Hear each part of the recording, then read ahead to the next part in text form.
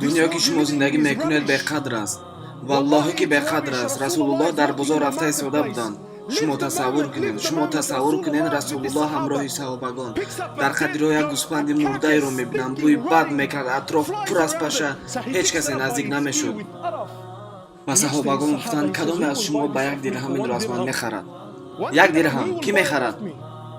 صحابگان گفتند یا رسول الله ما را چیکار میکنیم؟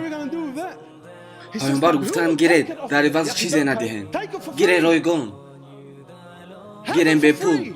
صحابگان گفتند یا رسول الله اگر این زنده می بود این سر نقصان بود، حاضر این هم مرده است و هم بوی بد دارد، با شما میخواهد که ما را گیریم؟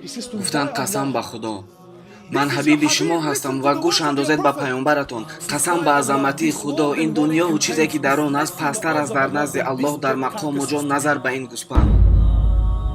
و ما امت را فراموش کردیم، دنبال شکوه و زیبایی دنیا سرگردان گشتیم. روید بینید حالت را. برادرای عزیز این وظیفه شما است. حبیب شما پیامبر شما صلی الله علیه و سلم برای چی شب گیره میکردند؟ برای چی گریه میکردند وقتی که مقام المحمود برایشان داده شده بود که راست به جنت میروند؟ شبا برای ما و شما گریه میکردند برای که میدونستند بالای ما این روزها میبیاید.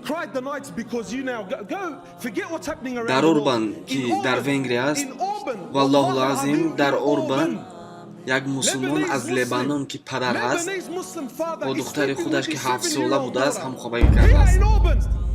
استغفرالله العظیم. البته برادر اگر دعوت در این دنیا نباشد دیدن احوال ما چی میشود؟ وظیفه هر یک شما دین الله را برقرار دادن در روی زمین است. امت اسلام دوره سخت را گذرانیده ایستاده است. میدونید عجایب در چی است؟ ما میگوییم این وظیفه مولا است، وظیفه داملا باید دیره کنه. نه برادر عزیز، این وظیفه تو است و امانت تو است. قسم میخورم به نام الله که شما از این پرسیده میشوید در روز قیامت. حدیث رسول الله صلی الله علیه و سلم است که الله فرشته را روان کرد تا یک شهر را ویران کند. برای شهر را ویران کردن یک فرشته روان کرد. فرشته آمد و دید که در شهر یک خداپرست است و بید خیلی سخت.